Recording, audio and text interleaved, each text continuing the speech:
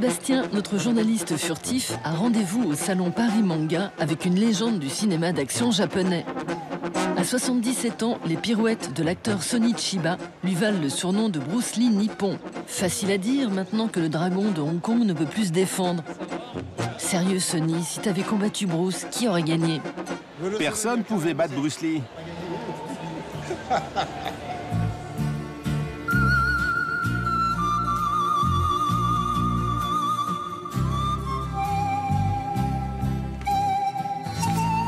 En 2003, le public occidental de Kill Bill découvre le personnage de Hattori Hanzo, maître d'armes à la retraite qui reprend du service pour fabriquer l'épée avec laquelle Uma Thurman va accomplir sa vengeance.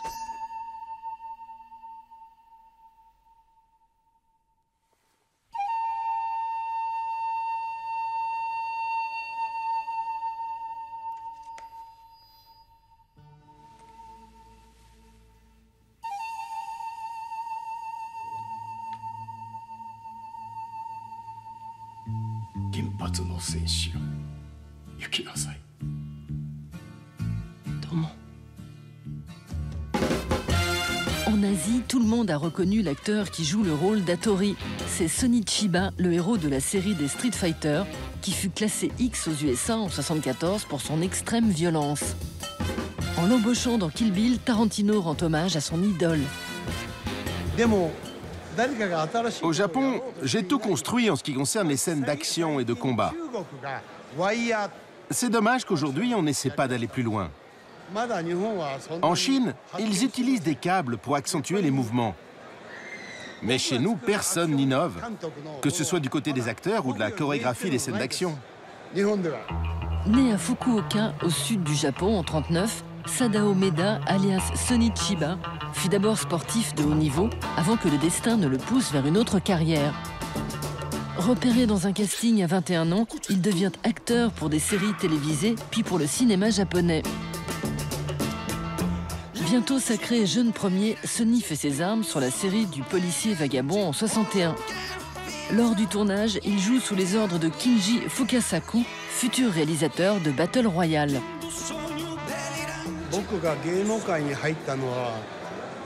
À mon époque, les stars de cinéma, ça n'existait pas vraiment.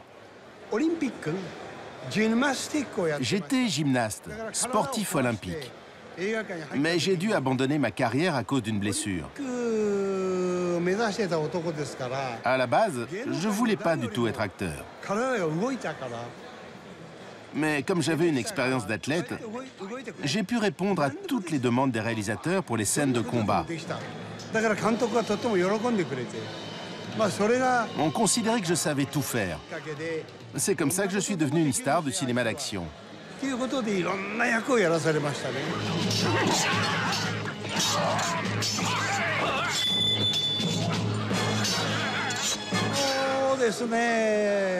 Je n'ai appris les arts martiaux que pour pouvoir jouer dans les films. Moi, je préfère les sports qui sont en rapport avec la nature, ceux où on défie les éléments, comme les sports nautiques ou les sports de montagne. Et j'aime aussi beaucoup l'avion parce que mon père était pilote d'essai dans l'armée. Quand j'ai débuté au Japon, c'était mal vu d'être acteur. Et je me suis fait engueuler par mes parents. Pour les convaincre qu'ils avaient tort de s'inquiéter, j'ai voulu apparaître dans beaucoup d'œuvres et être un bon comédien. J'ai pensé que c'était le meilleur moyen pour qu'ils soient fiers de moi. Actuellement, au Japon, je suis le recordman du monde d'apparition au cinéma ou à la télévision. J'ai tourné dans plus de 1500 films.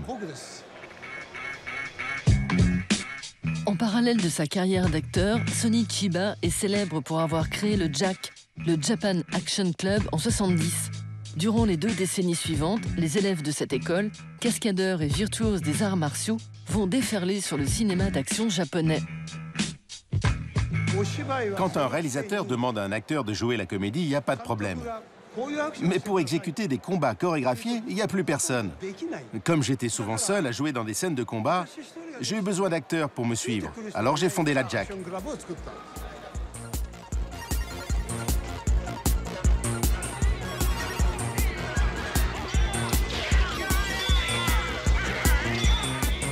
Dès le milieu des années 70, la filmographie pléthorique de Sonny Chiba déborde de l'archipel nippon. Surfant sur la vague des karaté movies lancés par Bruce Lee à la fin des 60s, la trilogie des Street Fighter et les autres nanars bourre-pif de l'homme au poing d'acier, comme Golgo 13, deviennent des musts des vidéoclubs américains. C'est là qu'un jeune employé du nom de Tarantino découvre Chiba. De tous les films japonais diffusés à l'étranger, les miens sont les plus répandus.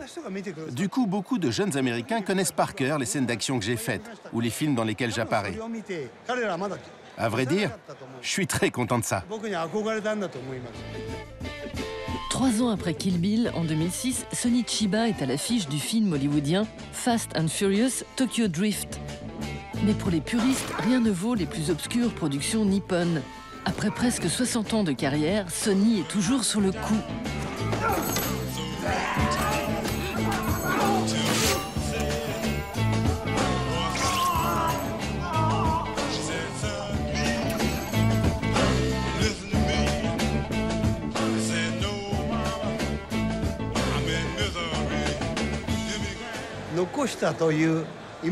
Certains me considèrent comme une légende, mais je ne suis pas encore satisfait de ma carrière. Je dois aller encore plus loin. Je dois encore jouer la comédie. Je dois faire des films en France.